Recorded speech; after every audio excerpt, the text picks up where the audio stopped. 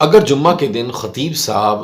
دو فرض کی نیت کرنے لگے ہوں، تکبیر اولیٰ کہنے لگے ہوں اور دو فرض کے لیے اقامت کہنے والا اقامت کہہ رہا ہو، اب کچھ لوگ آئے جنہوں نے چار سنت موقدہ نہیں پڑھی، اب وہ دو فرض میں شامل ہو جاتے ہیں،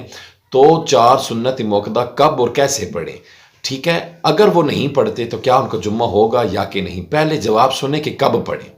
سامعین دی وقار، جس طرح ظہر میں آپ آتے ہیں، جو ہی چار ظہر کے فرض کی جماعت کھڑی ہوتی ہے، آپ چار سنت چھوڑ دیتے ہیں، چار ظہر کے فرض میں شامل ہو جاتے ہیں، جماعت میں شامل ہو جاتے ہیں، چار ظہر کے فرض آپ پڑھتے ہیں جماعت میں۔ اب آپ اس کے بعد دعا مانگتے ہیں، پھر دو سنت پڑھتے ہیں، پھر ان چار سنتوں کو پڑھتے ہیں جو چار فرض سے پہلے چار سنتیں آپ نے جماعت کی وجہ سے چھوڑ دی تھی، آپ جماعت میں شامل ہو گئے تھے۔ پھر آپ دو سنت کے بعد ان چار سنتوں کو پڑھیں گے، پھر آپ دو نفل پڑھیں گے، پھر آپ کی نماز ظہر کمپلیٹ ہو جائے گی۔ سیم یہی طریقہ ہے جمعہ والے دن۔ اگر آپ لیٹ آئے، آپ نے چار سنت موقدہ نہیں پڑھی اور فرض کی جماعت کھڑی ہونے لگی ہے، دو فرض کی اقامت کہی جا رہی ہے، یا کہ خطبہ بھی کیوں نہیں ہو رہا، دیکھیں خطبہ کیوں نہیں ہو رہا، آپ سنت نہیں پڑھ سکتے بھائی۔ خطبہ سننا مسجد میں جو پہنچ چکے ہیں ان مقتدیوں کا خطبہ سننا فرض ہے، تو آپ سنت نہیں پڑھ سکتے۔ اگر خطبہ ہو رہا ہے تو آپ آئے بیٹھ جائیں،